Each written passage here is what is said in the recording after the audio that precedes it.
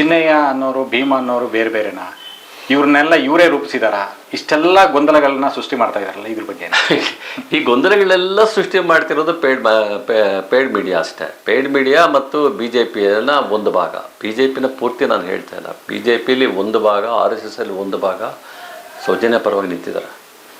ಅದೇ ರೀತಿಯಲ್ಲಿ B J ಪಿಲಿ ಒಂದು ಭಾಗ ಯಾರು ಅಲ್ಲಿನ ಹಣ ಮತ್ತು ಇದರ ಮೇಲೆ ಕಣ್ಣಿಟ್ಟಿದ್ದಾರೋ, ಆಸ್ತಿ ಮೇಲೆ ಕಣ್ಣಿಟ್ಟಿದ್ದಾರೋ ಅವರು, ಮತ್ತು ಪೂರ್ತಿಯಾಗಿ ತಮ್ಮ ಆತ್ಮಗೌರವಗಳನ್ನೇ ಮಾರ್ಕೊಂಡಂತಹ ಮಾಧ್ಯಮಗಳಿದಾವಲ್ಲ, ತಮ್ಮ ಆತ್ಮಸಾಕ್ಷಿಗಳನ್ನು ಮಾರ್ಕೊಂಡಂತಹ ಮಾಧ್ಯಮಗಳಿದಾವಲ್ಲ, ಅವು ಮಾಡ್ತಾರಂಥ ಕ್ರಿಯೇಷನು. ಇದೆಲ್ಲೂ ಕೂಡ ಇಲ್ಲೇನು ಎವಿಡೆನ್ಸ್ ಸಿಕ್ಕಿಲ್ಲ, ಆಗದಿದ್ದೀವಿ, ಏನು ಆಗಿಲ್ಲ ಅಂತೇಳ್ಬಿಟ್ಟು ಎಸ್ ಐ ಟಿ ಎಲ್ಲೂ ಒಂದು ಸ್ಟೇಟ್ಮೆಂಟ್ ಕೂಡ ಕೊಟ್ಟಿಲ್ಲ.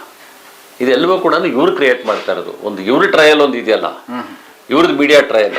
ಇವ್ರು ಕೋರ್ಟ್ಗಿಂತಲೂ ಎಸ್ ಐ ಟಿಗಿಂತಲೂ ದೊಡ್ಡವರಲ್ವಾ ಇವರು? ಇವರೇ ತೀರ್ಪನ್ನು ಕೊಡುವಂಥವ್ರಲ್ವಾ?